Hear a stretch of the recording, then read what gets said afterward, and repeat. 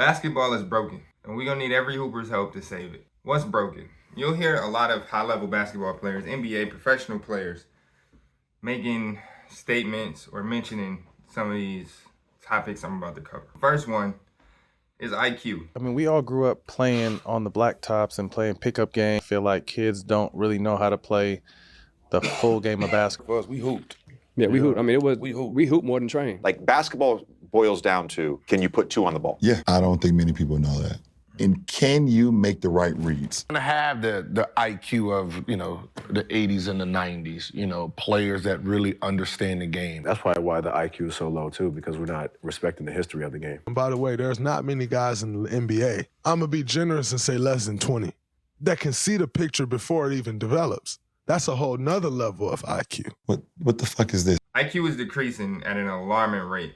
Basketball IQ. You don't see as much give and go, pick and roll, overload one side of the court, proper spacing, knowing when and why to cut. You don't see these things happening as much in the flow of offenses and systems nowadays. And I don't think it's anything malicious. It's just kind of the evolution of the game. But we do need to steer the direction of the game into, a favorable path. A reason for this is like athletic ability. Like a lot of these players, individual skill level is through the roof right now. Like the cone work, the skill work, the individual ability, jumping, speed, strength. These players is amazing, right? And because of that, some of those skills don't come into play. A lot of times people aren't using their IQ because they don't need it, right? They're faster, they're stronger, they blow by you, they jump over you. So a lot of these instances where IQ would be usually useful, they're kind of like not using it because of their individual skill, right? It even goes into the old school versus new school. We done with the 90s trait, right? We're like on an individual level, these players are better than the older players from top to bottom. But when you're looking at like the top 25 players in the league, the skill gap isn't that large. It's the rest of the players. Individually, those bottom of the bench players are way better than the bottom of the bench NBA players back in the day. But that's because of the second problem, positionless basketball. See, we're getting away from specialties, specificities. Like you need to be good at a specific thing. I put it like this. Everybody can't do everything. A team of Michael Jordan 12 times is unlikely to beat the 96 Bulls because there's Robbins, there's rebounders, there's Pippins, there's defenders, like there's Tony Kukoc. Jordan is going to do the same thing 5 times, right? Everybody wants to rock, everybody wants to shoot, everybody wants to get a bucket. Granted, everybody can get a bucket, but who's rebounding now? Who's devoted? Which Michael Jordan is going to devote themselves to rebounding, right? Assuming all of them are exactly the same, none of them. Which is why you can't have this positionless basketball, which everyone is talking about. Somebody has to be the shooter. Somebody has to be the rebounder. Somebody has to play defense. And somebody needs to be a specialist at each of those things.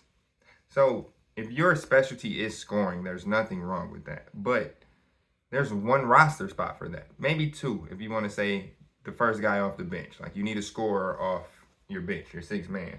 So maybe 2 guys. But what's that, 60 roster spots?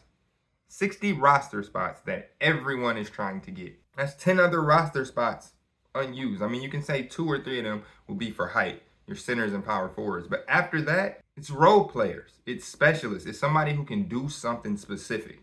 A rebounder, a shooter, a defender, a passer. Like, everybody can't be everything. And that's another issue with basketball. It's hard to draw up plays and systems when everyone just wants to ISO. Use their ball handling skills and cone work to get past the person in front of them. If basketball was one-on-one, I get it. One-on-one games, all of this makes sense, but it's not. It's 5-on-5.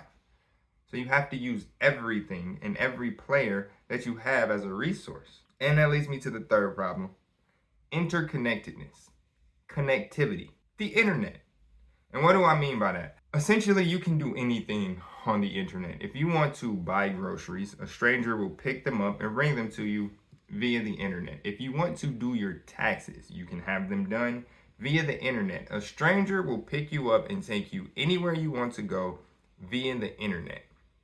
There's very few things today that you can't do on the internet One of those things is find a game of basketball. That's crazy. No way. No way. It's no way that should be true. And that's what I mean by interconnectedness. There's a lot of bubbles in basketball. And when I say bubbles, it's closed off areas of intellect and knowledge being shared. And most of those bubbles are in the form of like coaches or trainers, whatever team you play on. Your bubble of basketball. Instead of these bubbles being accessible to everyone, they're just accessible to who's near them or who they allow into the bubble. And a lot of times people are joining these bubbles for exposure and not specifically to learn basketball. This is another issue. We're not even going to get into unqualified coaches, people who never played basketball but coach high school.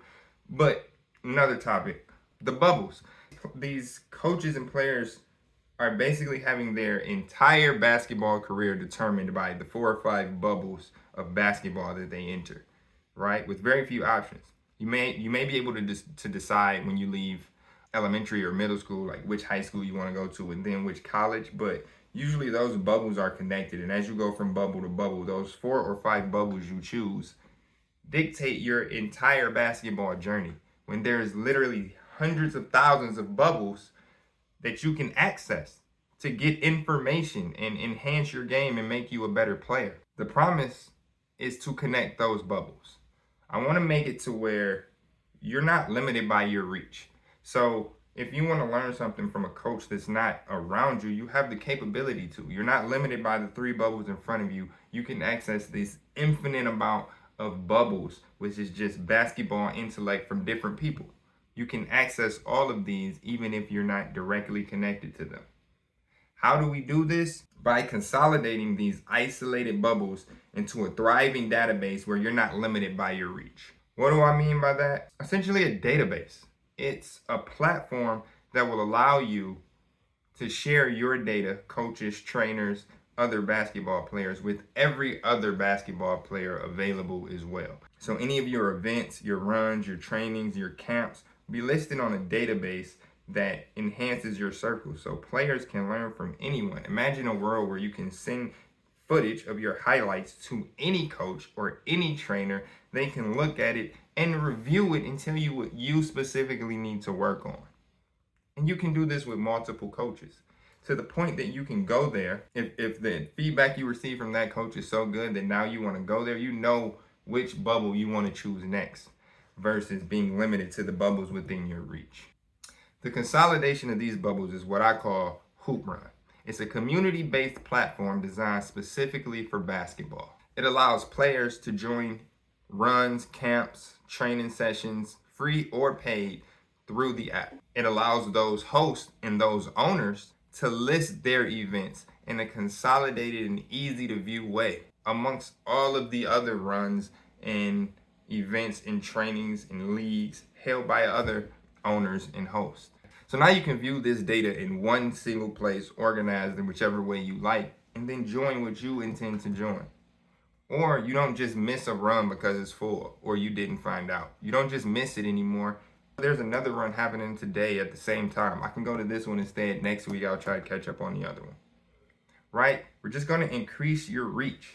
How many times have you wanted to go play basketball and there's literally nowhere to go? You come home on Christmas break, you meet up with all your friends that you haven't seen because you've been off to college, talk junk with each other for a while. Now you're like, let's go hoop. And there's literally nowhere to go hoop. That should not be the case. There's no way that should still exist.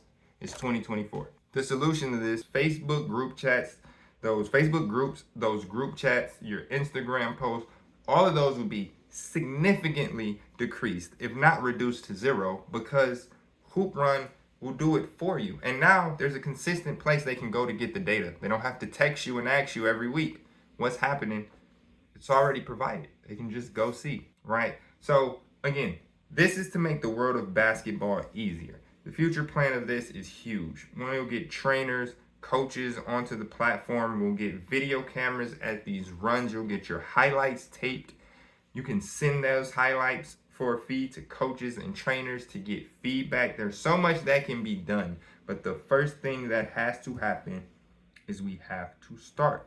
We have to consolidate these bubbles. We have to. So now that we know the problem with basketball, are we going to fix it? Peace.